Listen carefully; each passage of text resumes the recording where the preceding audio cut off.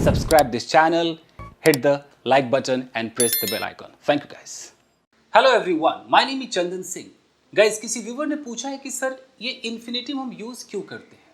देखिए, इन्फिनेटिव क्या होता है, मैंने बहुत सारे वीडियोस ऑलरेडी बनाए हैं, बट यूज़ क्यों करते हैं। एक्चुअली कई बार ऐसे सिचुएशंस आपको मिलते हैं गाइस, जहाँ पर बहुत सारे छोटे छोटे टुकड़े होते हैं और उन टुकड़ों को जब जोड़ा जाता है तो उस जोड़ने के लिए हम सिंथेसिस का इस्तेमाल करते हैं। सिंथेसिस एक पूरा का पूरा चैप्टर है। इसके अंदर आपको पूरे नॉन फाइनाइट सीखने को मिलता है, आपको क्लॉजेस सीखने को मिलते हैं। तो सेंटेंसेस जो बहुत सारे छोटे मोटे इधर उधर बिखरे हुए हैं, उनको हम इकट्ठा करके एक सेंटेंस बनाना है। इसके लिए हमारे पास इन्फिनेटिव होता है, हमारे पास पार्टिसिपल्स होते हैं, हमारे पास जेरंड होता है। तो ये हो गया। और हमारे पास क्लॉजेस भी गाइस होते हैं। तो ये जब क्लॉजेज और ये पूरा नॉन फाइनाइट जब हम सीख जाते हैं ना, तो हमारी जो राइटिंग है वो बहुत अच्छी हो जाती है, स्टैंडर्ड इंग्लिश हो जाती है। तो बहुत सारे लोग ये पूरा का पूरा नॉन फाइनाइट्स छेड़ना नहीं चाहते हैं, क्लॉजेस को छेड़ना नहीं चाहते, क्योंकि पूरे ग्रामर में ये बिल्कुल बहुत ही पावरफुल माना जाता है। अब आते हैं कि हम जब इन्फिनेटिव का यूज़ करेंगे तो क्या क्या सिचुएशंस आ सकते हैं। सबसे पहले इन्फिनेटिव दिखाई कैसे देगा। 100% एक टू होगा और टू के बगल में एक वर्ब होगा जो आपको फर्स्ट फॉर्म दिखाई देगा। लोग फर्स्ट फॉर्म कहते हैं, V1 कहते हैं, बट एक्चुअली वो वर्ब का बेस फॉर्म होता है। तो टू होगा, उसके बगल में वर्ब का बेस फॉर्म होगा। बेस का मतलब क्या है कि टू के बगल में बी भी हो सकता है, टू बी। टू के बगल में हैव भी हो सकता है, टू हैव। टू के बगल में गो भी हो सकता है, to go, to come, to drink, to smoke, ऐसे हो सकता है। और ये जो टू है, ये टू आपका कोई प्रेपोजिशन नहीं है, क्योंकि अगर वो प्रेपोजिशन होगा तो प्रेपोजिशन के बगल में या तो नाउन आ सकता है, या एक ऑब्जेक्टिव प्रोनाउन आ सकता है, या जेरंड आ सकता है। जेरंड मतलब वर्ब में आईएनजी होगा। तो अगर कभी टू के बगल में आपको वर्ब में आईएनजी दिखाई दे तो ये टू इन्फिनेटिव नहीं है, ये प्रेपोजिशन है। और जब आपको टू के बगल में कोई वर्ब का बेस फॉर्म दिखाई दे, यानी कि आपके हिसाब से वर्ब का फर्स्ट फॉर्म दिखाई दे, तो वो आपका इन्फिनेटिव होता है। तो ये तो कैसा दिखेगा आपकी समझ में आ गया है। अब है कि इसका मतलब क्या होगा। सबसे पहले हम लेते हैं इज, आर, एम, वाज, वर। ये जो 5 आइटम्स इसको लेते हैं।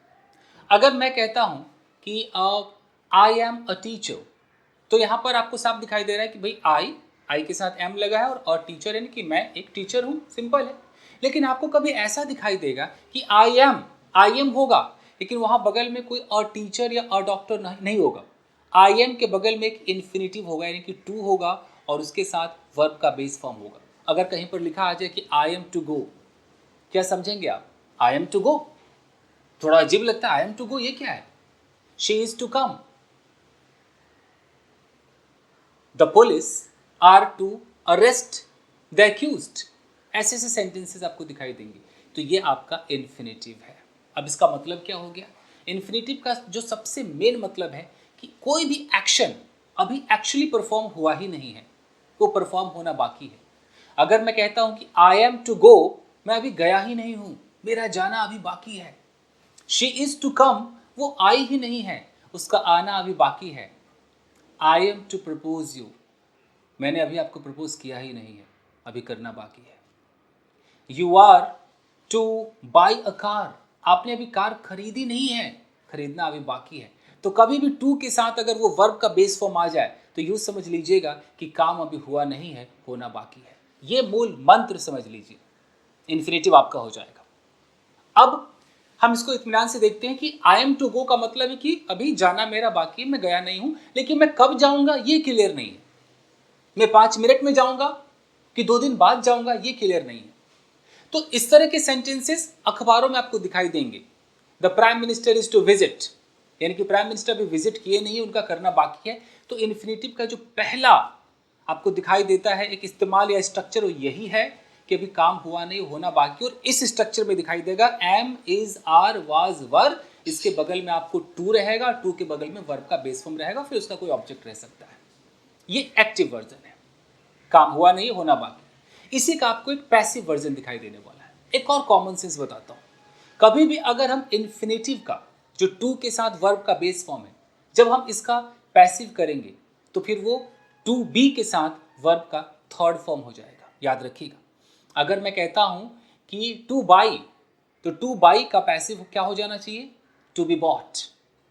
अगर टू कुक है तो पैसिव में क्या हो जाना चाहिए? To be cooked. अगर टू परचेज है तो पैसिव में क्या हो जाना चाहिए? To be purchased. अगर टू बीट है तो पैसिव में क्या हो जाना चाहिए? To be beaten. तो अगर आपको टू बी और वी थ्री दिखाई दे तो तुरंत समझ जाइएगा कि ओहो, इन्फिनिटिव है वो भी पैसिव है। और पैसिव का मतलब क्या होता है कि जिस सब्जेक्ट को हम दिखा रहे हैं वो डूअर है कि रिसीवर है? सोचिए सोचिए, जिस सब्जेक्ट के बारे में हम बात कर रहे हैं वो डूअर नहीं है दोस्तों, वो रिसीवर है। यानी कि जो घटना घटेगी ना वो इसके साथ घटेगी। अगर मैं कहता हूं कि my friend is to buy a car, my friend is to buy a car, यहां जैसे टू बाई आपको दिखाई देगा, ये एक एक्टिव सेंटेंस है कि मेरा जो फ्रेंड है वो कार खरीदेगा भी खरीदा नहीं है। इसकी हिंदी कुछ भी हो सकती है, वो कार खरीदने को है, वो खरीदने वाला है, does not matter at all. अंग्रेजों को ना वाला से मतलब है ना को से मतलब है। ये हिंदी में लोगों ने पता नहीं अपने दिमाग से स्टाइल ढूंढ लिया है, वो जाने को है, आने को है, आने वाला है, वाली है, ऐसा करके आपके दिमाग के साथ खेला गया है। अंग्रेजों को कोई वाला वाली से मतलब नहीं है। अंग्रेजों के लिए बस इतना सा काम है दोस्तों कि उसने अभी कार खरीदनी नहीं है, खरीदी नहीं है, खरीदना भी बाकी है, काम हुआ नहीं है, होना भी बाकी है। तो माई friend is to buy a car, अभी कार खरीदना बाकी है। लेकिन अगर कहीं पर ऐसा लिखा रहा है कि my friend is to be beaten, अब क्या हो जाएगा? अब मेरा दोस्त किसी को मारेगा कि मेरा दोस्त मार खाएगा? सोचिए, मेरा दोस्त मार खाएगा। अगर मैं कहता हूं कि this room is to be cleaned, ये कमरा किसी और को साफ करेगा कि कमरा साफ किया जाएगा किसी और के द्वारा? कोई आएगा और इस कमरे को साफ करके जाएगा। यानी कि मैं जिस भी सब्जेक्ट का नाम लूंगा वो रिसीवर होगा, वो किसी एक्शन को रिसीव करेगा, उस सब्जेक्ट के साथ कुछ होगा, वो परफॉर्म नहीं करेगा, वो डूअर नहीं होगा। समझ रहे आप? तो आपको अखबारों में एक्टिव और पैसिव दोनों में दिखाई देगा। अगर मैं कहता हूं कि the accused is to be arrested, तो एक्यूज्ड किसी को अरेस्ट करेगा कि एक्यूज्ड को अरेस्ट किया जाएगा? सोचिए, कॉमन सेंस है। तो हमें कई बार पैसिव की जरूरत पड़ जाती है गाइस। मैं कहता हूं कि this video is to be uploaded, तो अपलोड हो गया क्या? नहीं हुआ ना, अभी होना बाकी है। ये एक्टिव है कि पैसिव है? टू बी के साथ थर्ड फॉर्म सुना, तुरंत दिमाग में आना चाहिए, अच्छा पैसिव है, इन्फिनिटिव है, पैसिव है, काम हुआ नहीं है, होना बाकी है, ये सारी चीजें आपके दिमाग में आनी चाहिए। तो बिल्कुल दो स्ट्रक्चर्स पर फिलहाल काम कीजिए पार्ट 1 के अंदर, कि अगर is are am was verb के बगल में टू के साथ वर्ब का बेस फॉर्म आता है, काम हुआ नहीं है, होना बाकी है, एक्टिव है। और अगर टू बी के साथ वी थ्री आता है, काम हुआ नहीं है, होना बाकी है और ये पैसिव है। ठीक है जी। So I am to slap और I am to be slapped, फर्क समझ में आ रहा है? आई एम टू स्लैप, मैं किसी को थप्पड़ मारूंगा। I am to be slapped, मुझे थप्पड़ लगेगा। क्या मैंने किसी को मारा? नहीं, काम बाकी है। क्या मुझे मारा गया? नहीं, काम बाकी है। दोनों ही सूरत में काम बाकी है गाइस। तो बताइए, अगर मैं कहता हूं कि this book is to be sold, बिक गया क्या?